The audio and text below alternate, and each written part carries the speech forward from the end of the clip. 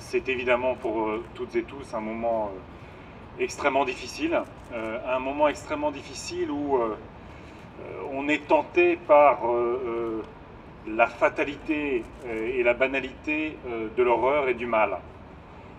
Et pourtant, et cette manifestation et le convoi humanitaire, et il existe aussi des moyens de faire pression pour que cesse l'horreur, pour que cessent les crimes de guerre, pour que cessent les crimes contre l'humanité.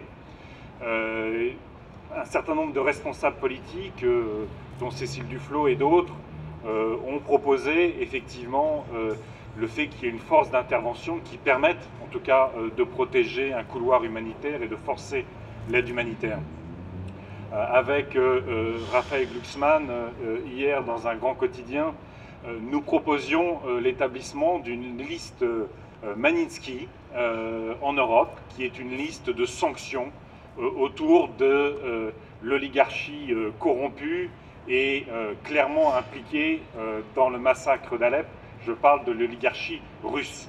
Pas question pour nous de sanctionner le peuple russe, pas question pour nous de vouloir faire la guerre à la Russie, mais il est incontestable aujourd'hui que la responsabilité de Poutine est immense et qu'il y a, y compris en Europe, aux États-Unis aujourd'hui, clairement avec Trump, et dans la classe politique française, une complaisance vis-à-vis de Poutine, qui est une corruption politique et morale, et qui, de fait, met en danger profondément à la fois, évidemment, les populations sur l'ensemble de notre région, met en danger nos droits de l'homme, met en danger l'état de droit et les libertés, et comme nous l'écrivions avec Raphaël Glucksmann, le mot d'ordre de Poutine aujourd'hui, c'est vous voulez des révolutions, vous aurez la guerre, vous voulez plus de liberté, vous aurez la mort.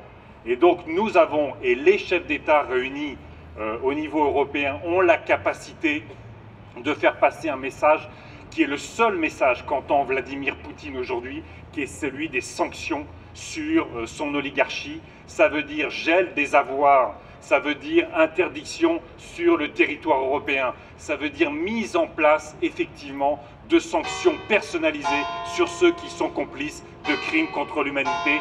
Aujourd'hui à Alep, et il y a de crimes de guerre aussi il y a quelque temps en Ukraine et toujours en Ukraine. Donc n'ayons pas peur de la fatalité. L'horreur n'est pas une fatalité, elle est terrible aujourd'hui à Alep, mais nous avons aussi les moyens d'agir. Et aujourd'hui, agir, ça veut dire protéger les populations à Alep et ça veut dire cartonner l'oligarchie poutinienne. Merci. Bravo.